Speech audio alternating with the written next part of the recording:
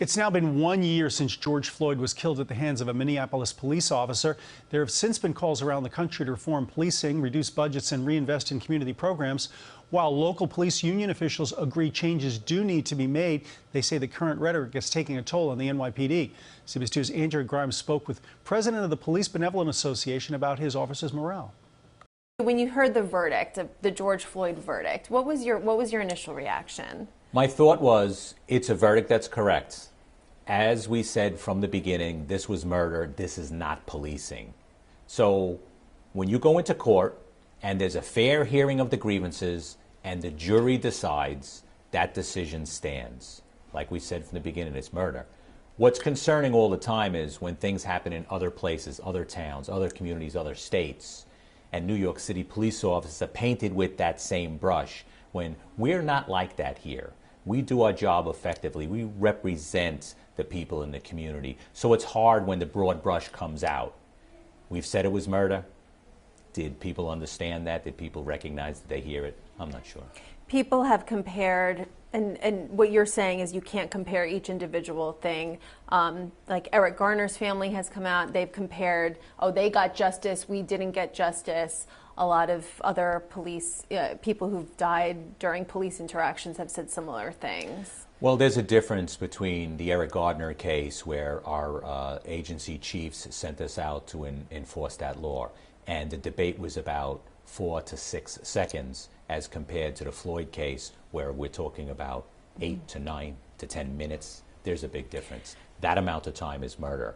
Do you think that this verdict will change anything going forward? Do you foresee more police officers across the country being held accountable when things go wrong? Well, the reality here in our city, our police officers have always been held accountable, and we've many times had to sit in that courtroom and hear testimony.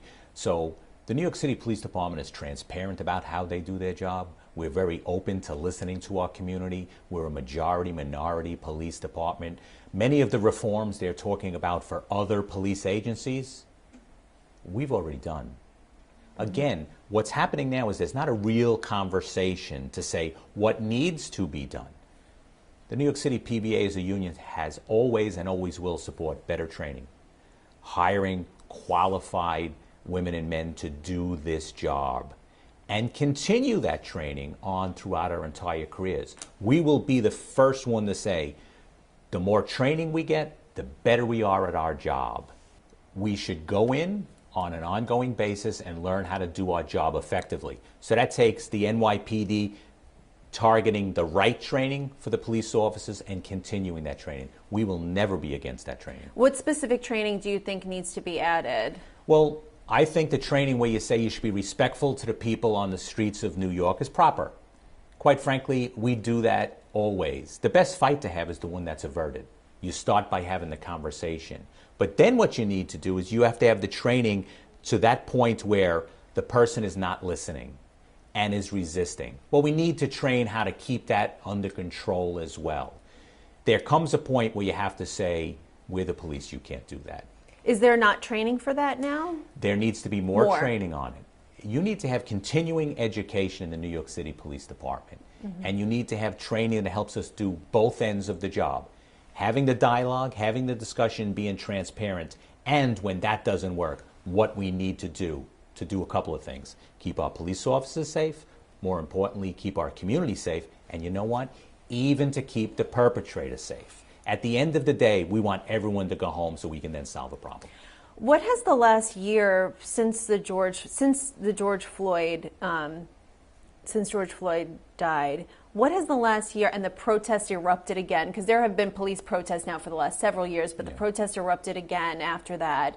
What has the last year been like for your members, for your officers? It's the most difficult time and the most complex time to be a New York City police officer.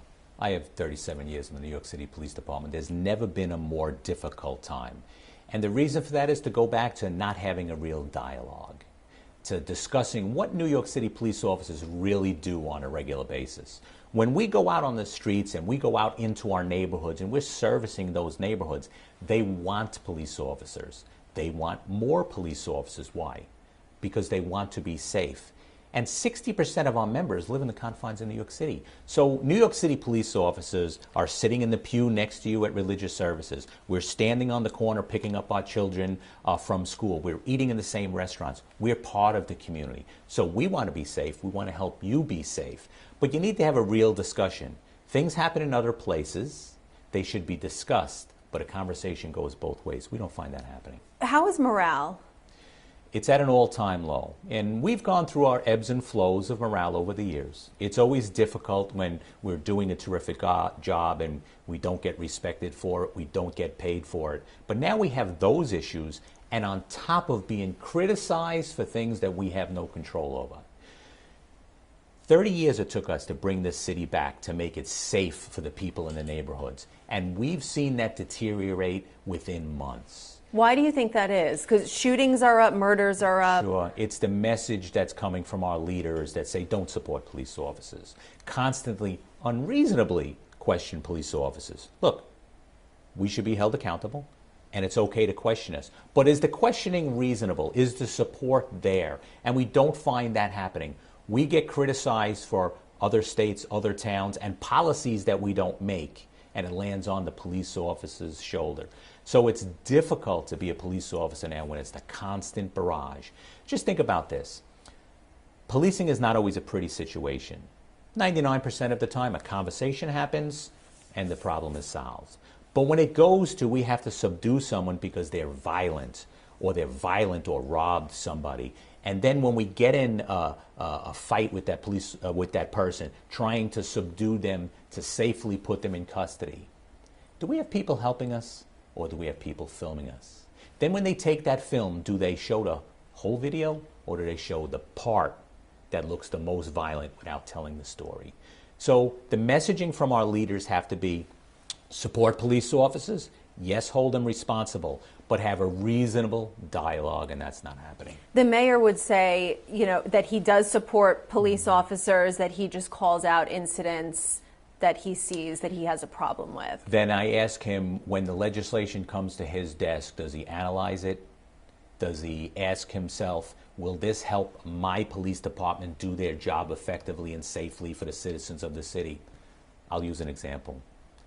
They came up with a diaphragm law, which basically says when we're trying to place someone in custody, you are not allowed to touch them from their neck to their waist. Now, I don't know if you've ever been in a fight. I don't know if you've ever gone through training to put handcuffs on a violent person. It's impossible to safely do that for the police officer, for the public, and yes, even the perpetrator. So did that law help us do the job or not? Then they said qualified immunity. Let's take a defense away from police officers when they're wrongfully accused or an incident doesn't look exactly right, but we had sent them out to do the job. Well, they signed that legislation also. And part of that legislation, which fortunately we got changed, would have said, well, you will be personally liable if it doesn't go exactly right, even though management sent us out there. So what does that say to a police officer? They send us out to enforce their laws. We're held responsible when it doesn't go exactly right. And now our livelihoods are in jeopardy.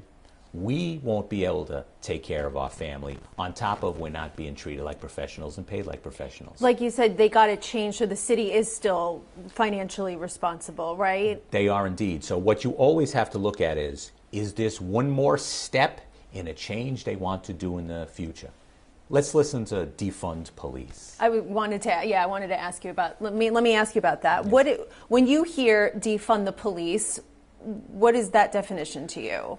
Defund the police means to disband the police. Make no mistake about it. The folks that came up with that statement and marched in our street and are pushing our politicians don't want policing at all. There are people who do say that we don't want the police at all. There are other people who say defund, take some of the money out of the police budget, reinvest it in communities, put it towards other programs, take some of the responsibilities that are on the police away from the police, more mental health services, things like that. Just cutting the budget is what some people also believe. So I'm going to answer with a question. Is there an agency, or is there a policy, or is there a place to send people that need help? And then we ask the question, Why was that responsibility put on the shoulders of New York City police officers? I have the answer. It's because those other agencies that were charged with that failed at it. Then the politicians blame the police officers. We don't have a choice not to respond to help someone. We don't have a choice not to help the mentally ill. And quite frankly, we should be helping them. What government should be doing, what City Hall should be doing, is giving them the treatment, giving them the follow-up, giving them sometimes the medication, and getting them proper, safe housing. Well, they want to take those responsibilities away from us and give them to whom? A theory, an ideology, an agency that's not there or has failed. So, yes, we need help as police officers, but at the end of the day, when someone calls 911 on any of these issues we're talking about, we have to respond because no one else will. What do you think of when you see the people protesting in the streets to defund the police, for police reform? What do you think about what their message is? I think there's two parts of a protest, and we've seen this past summer. We've seen protests during the day that people were taking their constitutional right to have their opinions heard and would march. And we will always support that. As a union, we march, we support that. But as the sun went down, then we saw the anarchists come out. Now what happens is people try to ignore that they've infiltrated the crowds at night. They try to ignore that they're breaking the windows of the shop.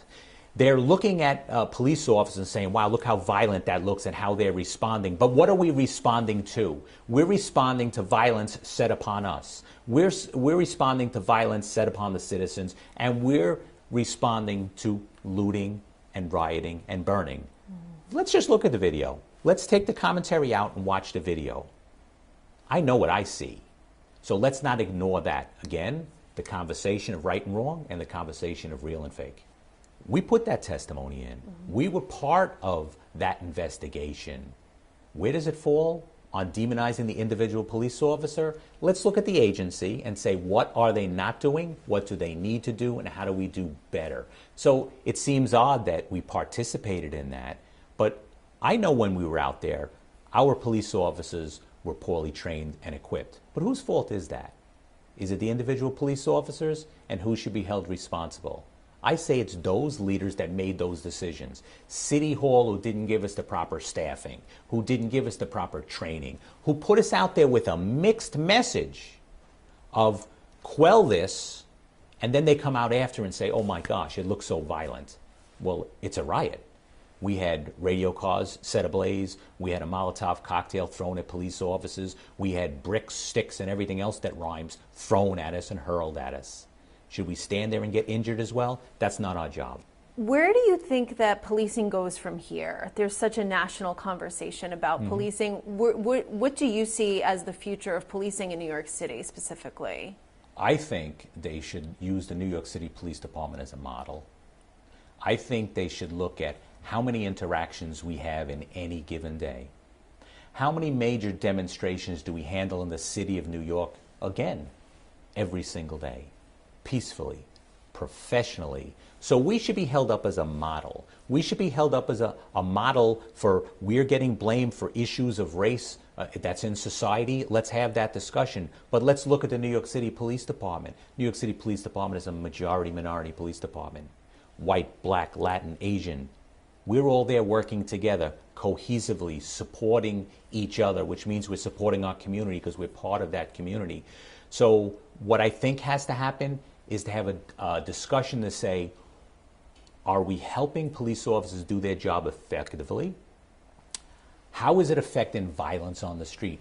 Now, quite honestly, it's not a coincidence that city council, state legislatures, and the mayor has changed laws and shooting has skyrocketed in the city of New York. It's not a coincidence that it happened in such a small time frame. It's happening because our leaders aren't making the right decisions, because we weren't invited to the table to have the dialogue or discussion. So how should they get crime under control? How do we get the shooting numbers down? Let's look at an issue that people like to talk about. It seems like it's in the rearview mirror, but it's still affecting us today. If you go back in time to when the discussion about stop, question, and sometimes frisk came along, the first people to say that it's being used wrong and there's a quota asking for a number was the New York City PBA, New York City police officers, not the politicians, not our leaders. We had said the problem is we want to use that technique as it's used across the country, use it constitutionally. Do you think that the people protesting and calling for defunding the police is leading to these laws that you say need to be changed? Yes, because the politicians need to. You hear a lot of times, I'm an activist, legislator. No, you're either an activist or you're a legislator. A legislator shouldn't be marching, and legislatures should be deliberate to sitting in their chambers, debating, discussing, researching what would happen if we change or make a law. What laws are ineffective that we need to get rid of. That's a legislator's job, not to appease the crowd who may be infiltrated, who may not. They may be right, they may be wrong. But a legislator's job is to be deliberative. I don't see that happening. So you believe there being that the protest and there is encouraging what they're doing? They obviously. are. So you have to ask, who are they speaking for, our legislators? Are they speaking for the advocates for a particular group, or are they speaking for the people in the neighborhood? Again, our members live, work, go to those community meetings in the neighborhood. What you find is they're most supportive of police officers in our most challenged neighborhoods.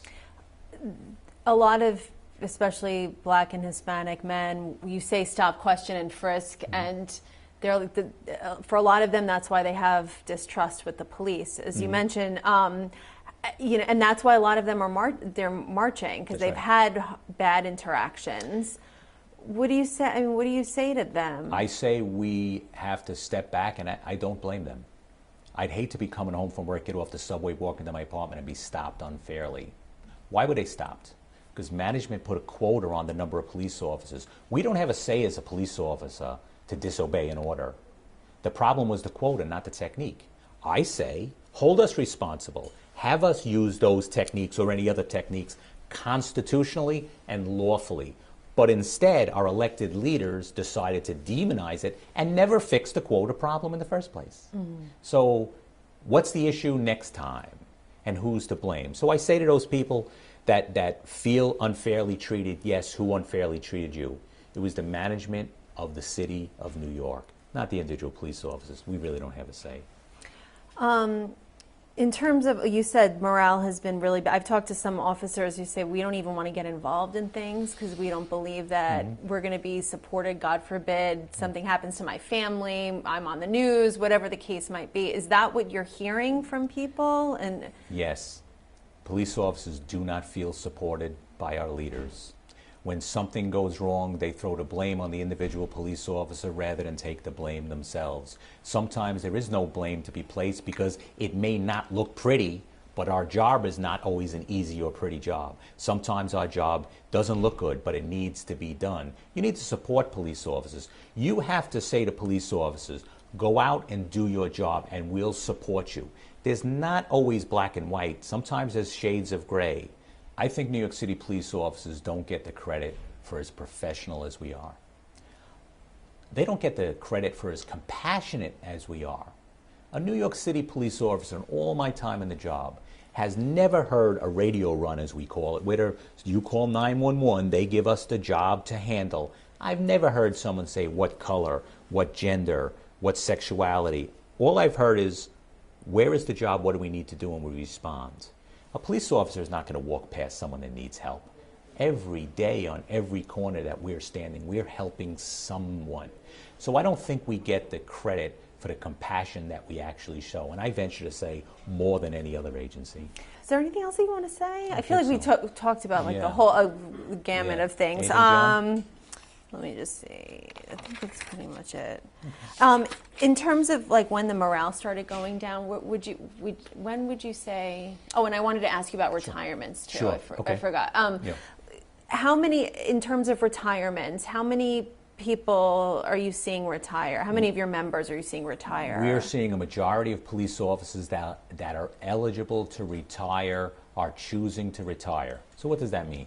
We're taking experience, street experience, police experience, and they're working out the door. We don't feel supported. Why should I put my family in jeopardy? But it's a twofold problem. Yes, it's a retention problem, but we have a recruitment problem where we can't fill an academy class. Ask why. We don't feel supported. We're not paid and treated like professionals. So people that are looking at professions to go into say, I'm not going to be able to buy a home in the city in which I police and serve and live. I'm going to be second-guessed even when I shouldn't be, and I'm not going to feel supported by our city leaders. So our senior police officers are choosing to leave. Our younger people are choosing to go into other professions. So where does that leave us? That leaves us with a problem.